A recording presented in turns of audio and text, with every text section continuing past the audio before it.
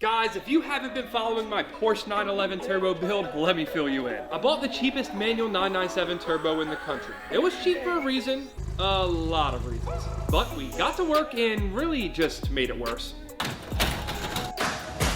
Eventually though, I got it painted and things were looking up. Then I got a fresh new drivetrain for it and I could finally see light at the end of the tunnel. Spoiler alert, that light, it was a train. I started the car for the first time in nearly a year to an oil pressure reading of exactly 0.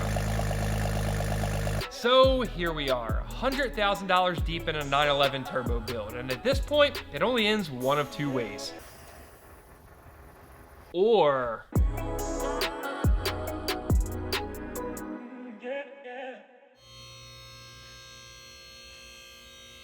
couldn't do it. Could not leave it alone. There's pretty much one more thing we can check in-house, and it's these guys. Oil pressure relief valves.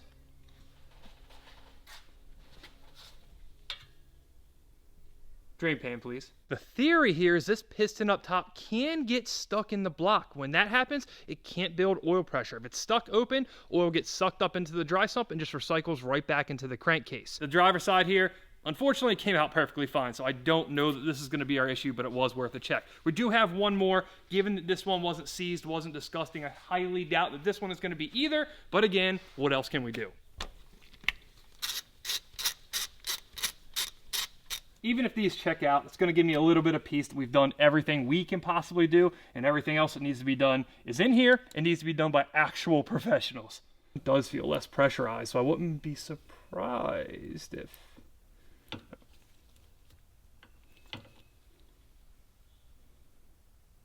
No, it's not in there. I need a second. I didn't want to speculate. I wanted to talk with AIM first and make sure that there is indeed supposed to be one of these in each side.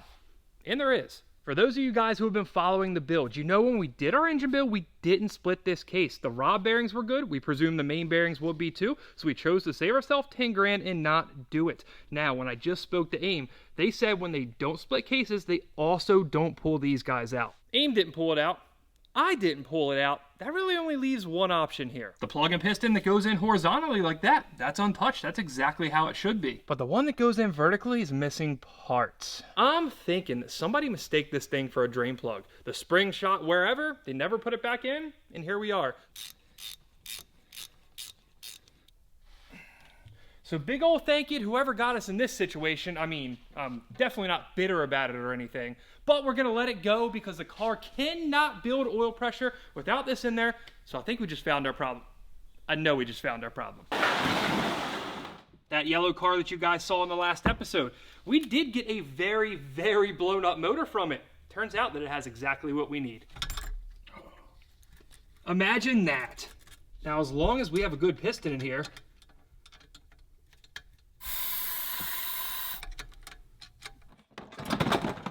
now, whether or not we should be using something that came out of this on my brand new engine anyway is another debate, but I do want to try.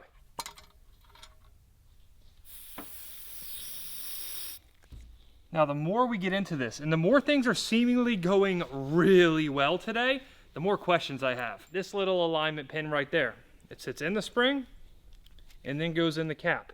The other one, it didn't have one. Is it supposed to? Because I genuinely don't know. Only one has a pin. That means we have everything we need. Out of precaution, I am gonna hit it really lightly with Scotch-Brite that has assembly lube all over it, just to knock any kind of surface corrosion off. Oh, it feels much better now.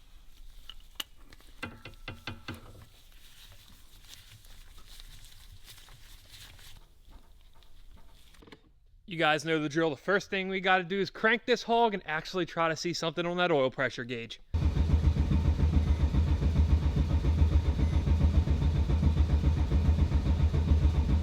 Come on, you got this, old girl. Show us something.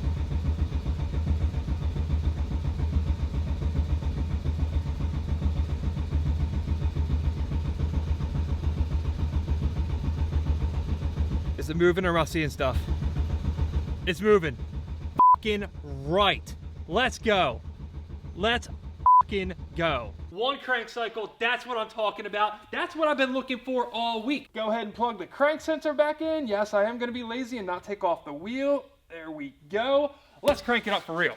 I was nervous last time. I'm still nervous this time, but I do have a feeling this is gonna go a little better. Let's do this.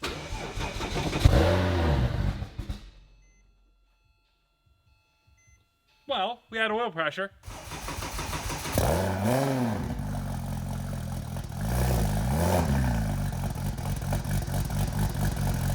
Oil pressure's pegged at 5 bar.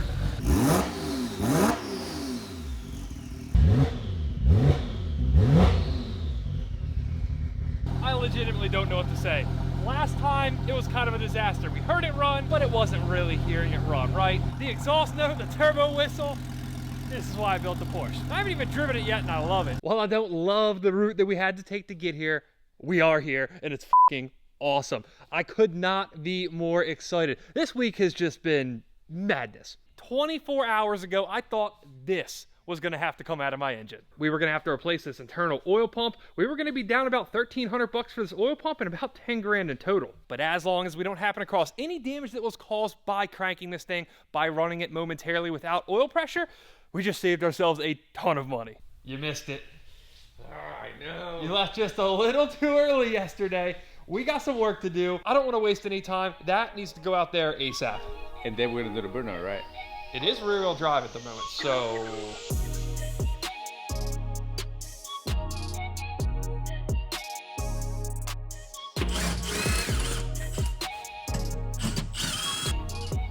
I'll explain. I've had a couple pairs of these under braces sitting around. I chose to keep the cleanest pair. Turns out, there must have been a mid-year change because they're different lengths, and I just found that out the hard way. But after some dumpster diving, we're back on track. Much, much better.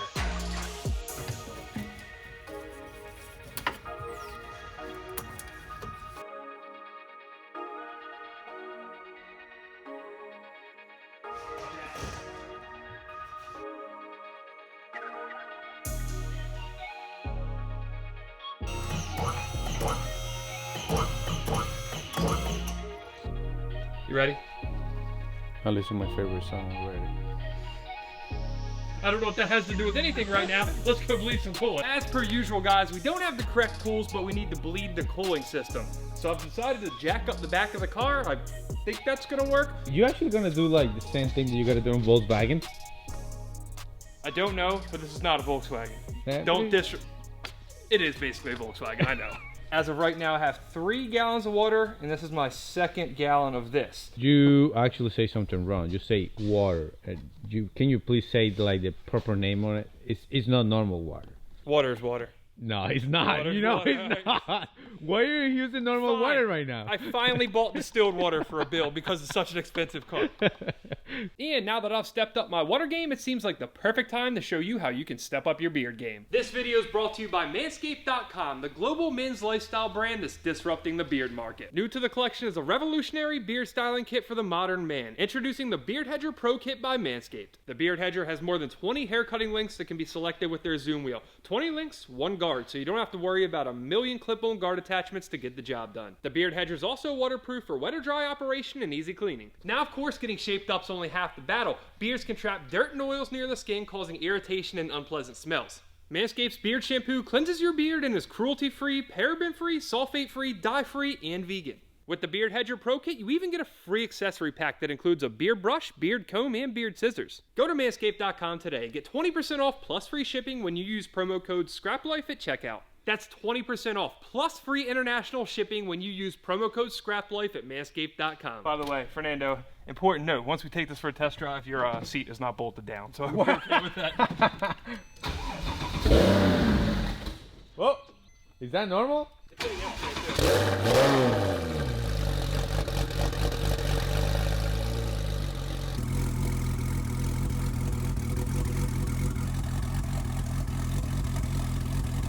I'm not getting in and out of this thing all day.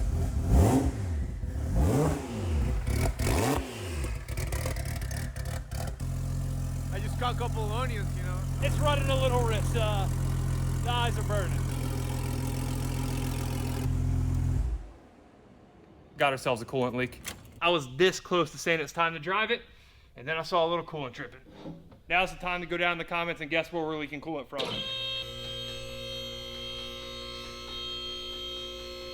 This right here has a little bit of damage to it, and I was worried about this. I don't want to waste all this new Porsche coolant. It was fairly expensive. I think I'm gonna go buy a nice clean bucket, drain it all right back into that so we can reuse it. And then I might have to go snatch this line out of the yellow car outside. Don't worry, we're definitely gonna spill all this regardless. Did not need this 5-gallon bucket whatsoever, okay. And you buy 2. Yeah, I thought I put 7 gallons in. What if it all comes out? Like, it's not all gonna be stuck in the radiators. Stupid ass. If I am interpreting this correctly, this line isn't actually bolted in. There's just a bunch of plastic clips. That line way back there under the coolant reservoir, that's what we need to get off. It's not in the most convenient location, but I don't think it's gonna be too bad.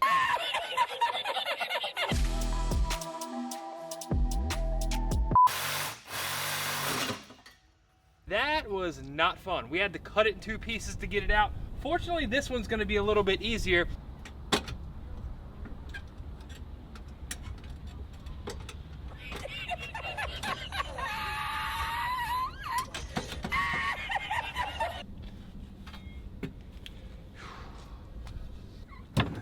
If you can't tell by the gymnastics I was doing, this did suck to get out. Even with the engine out of the car, to maneuver this around the brake cable and other coolant lines, not fun. As for the old line here that's now in 2 pieces, you can see the damage right there. It got flattened, presumably when he ran over something. The old coolant hose was really hard to pull out. I did try to fix it, if you want to call it that. Clearly it didn't work out.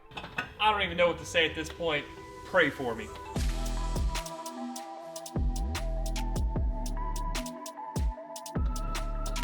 Wow. Oops.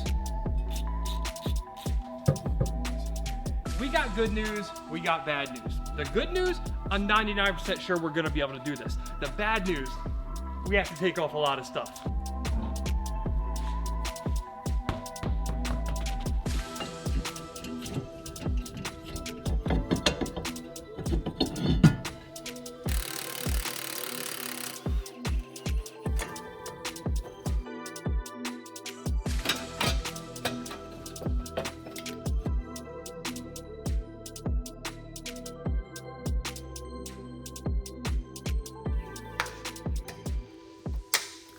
Well, team, once again, we've dodged an issue, and once again, it is now pitch black outside. To be able to get that odd-shaped hardline in there, we had to dismantle half the car, including the axle, the parking brake cable. Honestly, it was kind of a nightmare job. There's so much stuff that had to come off, half the suspension arms. It just wasn't a fun time. All these coolant lines had to come off, that small coolant line up there. There was just so much we had to move around. Yes, it was a fantastic waste of a day, but the good news now is we get to spend the next 3 or 4 hours doing it all over again. You guys didn't take an extra day to sit through that, right?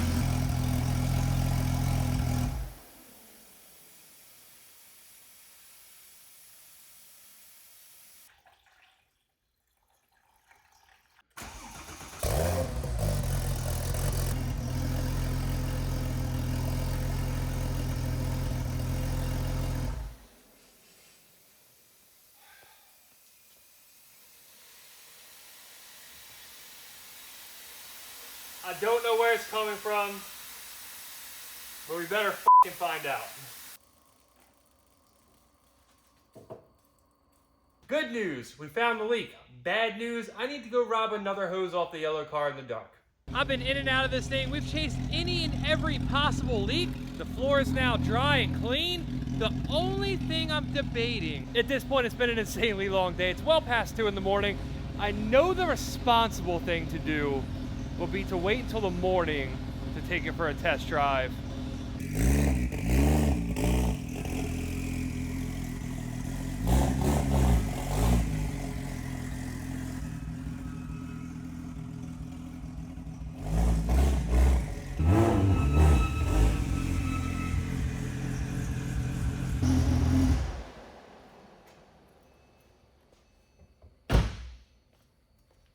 Quick middle of the night drive review. The brakes aren't bled worth shit. There's all kinds of noises. It's honestly pretty far off from being done. But that is the first time I've ever driven this car, so I can't help but be excited. I did technically drive it off the trailer into the shop, but we're not going to count that. As is the case with any build of this magnitude, it is not even close to being done after the first drive. There's a ton more to do, but either way, this is massive progress in this car's journey, and I can't wait to get back here first thing in the morning and get wrenching on it again. I've been waiting over a year to do the first test drive on this thing.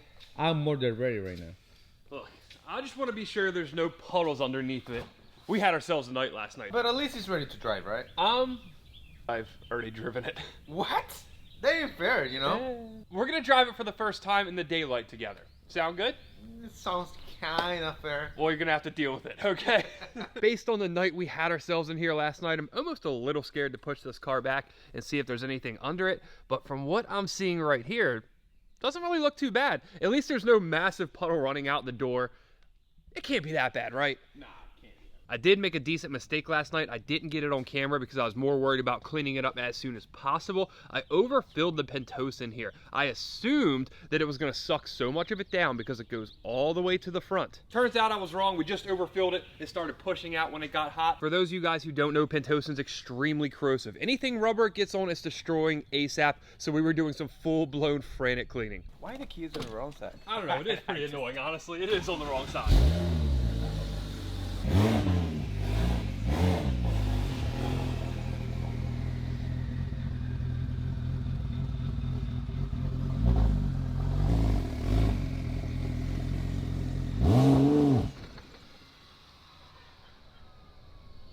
This is embarrassing. Look, I'm gonna let you in on a secret.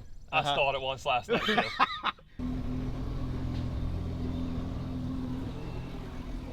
That's from something else. This is grease, not from that car. It actually didn't leave anything on the ground overnight. I'm fairly shocked. Considering we're dry this morning, you ready to do the honors? Let's go. You think you can do it without stalling it again? I'm not sure about that. That's first. Oh. It went in reverse fine earlier. What's going on? What'd you break? All the stalling must have caused an issue here. Did I break the transmission? He's actually a good manual driver. I don't know what's happening right now. I'm nervous, to be honest. Because it doesn't have brakes or seat belts? No, because I think that we need to fix the alignment, right? Yeah, it needs an alignment pretty bad. Beautiful morning, though. I'm driving a 997. Woo!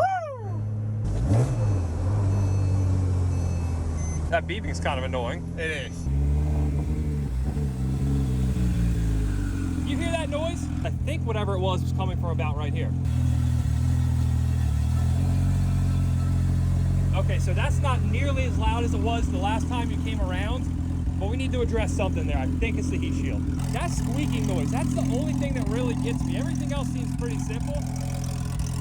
I just can't place what this is.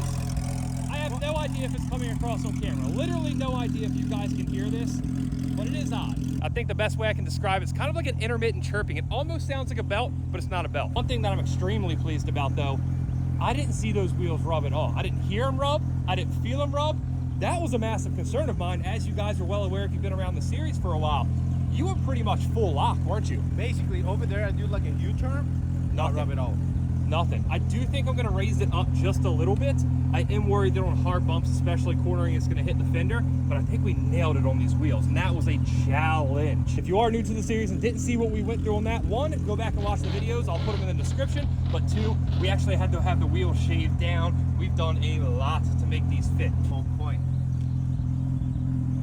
I would have to say that's on point. I want to see you clutch skills right now. I want to see if I'm wrong or it's actually the clutch.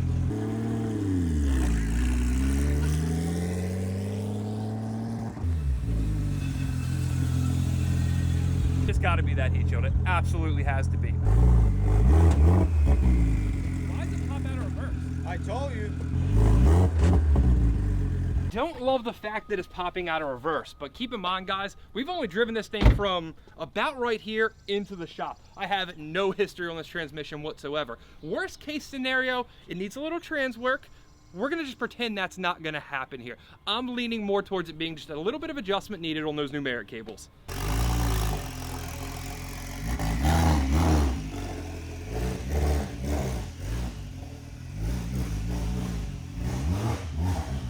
We gotta fix reverse bad.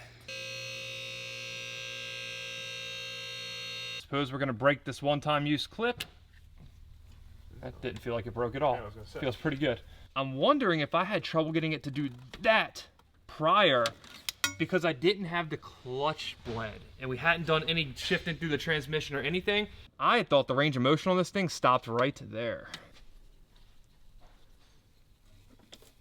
Hopefully, we have full range forward as well. Let's take her for a rip. Let's go.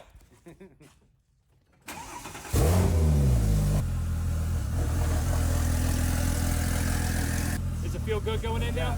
You actually feel the difference. Oh, it looks like it clicked in way better. Good. Put it in neutral. Put it in reverse and let the clutch out.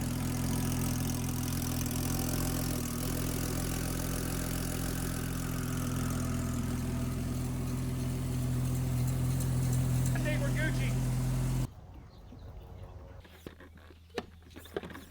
So bleeding the brakes, it didn't go great. They're still not that much better than they were. This car sat with no brake fluid for a long time. I think we may have to go out and try to lock the ABS up to try to get some air out of that. Either that or when we send the car back up to AIM, I'll just have them use one of their computers that can actuate the actual ABS module itself. Which, now that I'm thinking about it, is probably the safer option.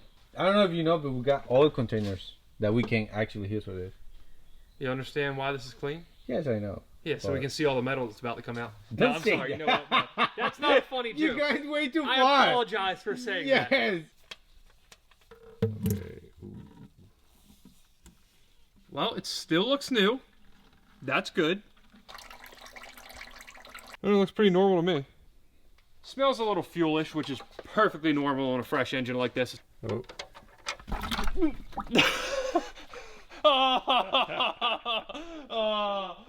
God damn. If you couldn't tell by looking at Fernando's arm, the oil, everywhere it's coming out of, it does look good. The one thing I was very careful to do is not drain it from here like a complete idiot. Not a lot going on at the bottom of this, which is obviously what we want. There's no metallic flake. There's nothing weird at all. All that cranking we did, starting it with no oil pressure for a brief period of time, I was at least a little worried that we had done some damage to the bearings. The rod bearings, they had assembly lube on them. The mains did not. It looks like as far as that goes, we kind of lucked out, but we do still have to pull the filter.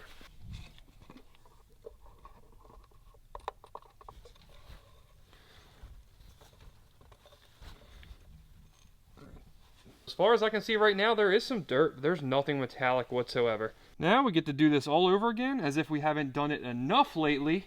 And then we get to come in first thing tomorrow morning and pick something else to fix. We're back. I just got done scheduling the car to go off to the alignment shop 2 days from now, which means we can no longer ignore this damaged suspension. The car didn't necessarily drive poorly. It didn't pull a certain direction. Granted, we haven't taken it over about 20 miles an hour. One thing I am worried about though, you see some pretty heavy damage here on this lower control arm. For obvious reasons, I didn't want to line the car with bad damaged control arms. So just like on the front of the car here, I went back to Redline and got some more GT3 control arms. If you guys didn't see how awesome these things were when I put them on the front of the car, they're just like the GT3 ones. You have different size shims like this. You stick them in there, crank it down, and adjust the negative camber. Now, as is the case with I'm sure many of you guys, I was just victimized by the whole while we're in here mentality. Of course, we couldn't stick this old, dirty, crusty, and it's not damaged. Oh, it is damaged. See? We're just being safe. There's a little scrape there. Didn't want to put this back on the car. Safety first. We had to get ourselves a new arm with an aftermarket bushing pressed in. Are you sure that you didn't damage that on purpose? I'd never do that. Now, because we don't need these control arms and they're already damaged, we get to do this the fun way.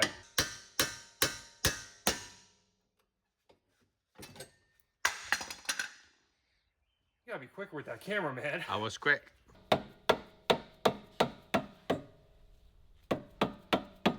You can't tell me that even if you're not using this to adjust the camber right off the bat, that these don't just look 10 times better than what we had on here before. So what about this? Don't show them that. Don't show them that, please. Let's move on. I'm sorry I said anything. Yes, and links are on the way.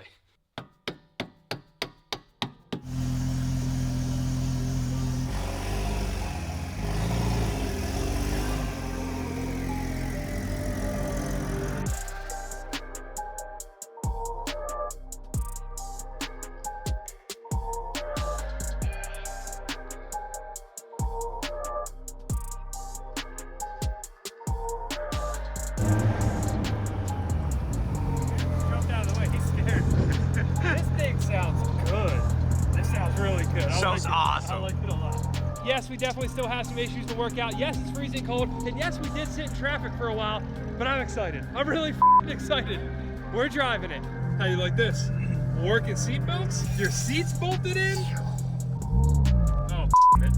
What? There's a cop back there, and I don't have a plate on the back of this car. I'm definitely about to get pulled over. Yeah.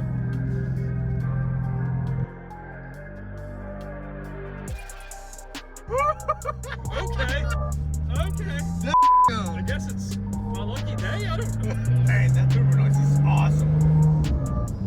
It is. The turbo noise is unreal. And the car drives pretty well. Yeah. Even the precision, like I thought it was gonna be like super small, but it's not. It's really not. And there's a lot of headroom. Yes. Partially because we got rid of this sunroof, which if you didn't watch that video, which is now, I don't know, 6, 7, 8 months ago, link in the description, maybe. If not, go find it. It's in the playlist. It was an awesome time. We cut off the roof, got rid of this nasty sunroof, put a carbon roof on it, and now it's made us a custom headliner. It's kind of a weird feeling driving this car for the first time.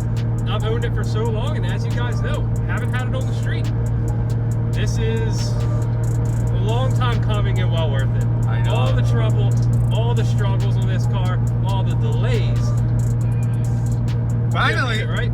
Yeah. Can't beat it. So, we need to do a little exercise. I'm just gonna take the car around for a casual spin, you know, driving it around the building, no big deal. Are you sure about that? I'm sure. You're gonna let me know if there's any obstructions in my way. Okay. Raccoon! Good? Yeah. Alright. Squirrel! Think you hit me either, right? Nah. Wildlife around here is unreal. It's like a jungle. It is. Parrot! Cool. Oh, we got that one. Yeah, I think. Came out of nowhere.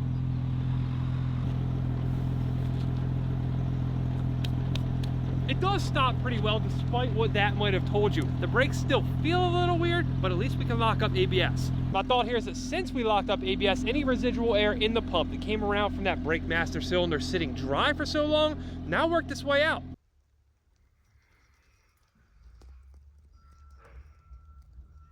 Everything looks different underneath now.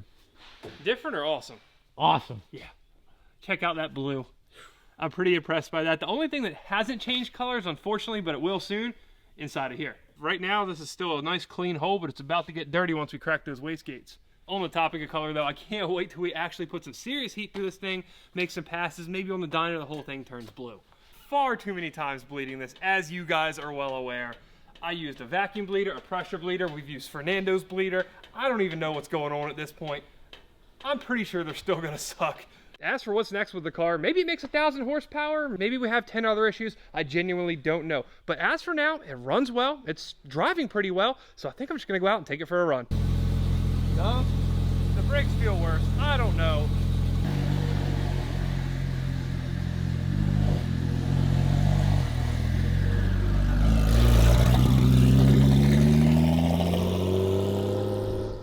Adios. It's actually hard. Well, that's the way we like it. Now hold on. I don't really see how this is gonna be. But either way, massive progress on this thing, and I'm gonna consider it quite the achievement that we were finally able to drive it. As I run that over, you. It was actually hard to put the other line on it. I left at 2:30 a.m. That's where I'm gonna leave that. That'll tell you what you need to know, okay? Okay. Watch the video, all right? Like and subscribe. Smash that like button, in fact, all right?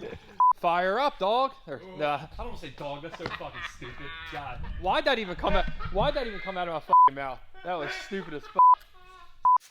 That's what you said? You guys just witnessed that light's in my I can't even talk. It's literally blinding me. 3, 2, 1. We're going up it. I'm trying to pass you. I'm floored. And Fernando's like, go, go. I'm like, Fernando, I'm floored.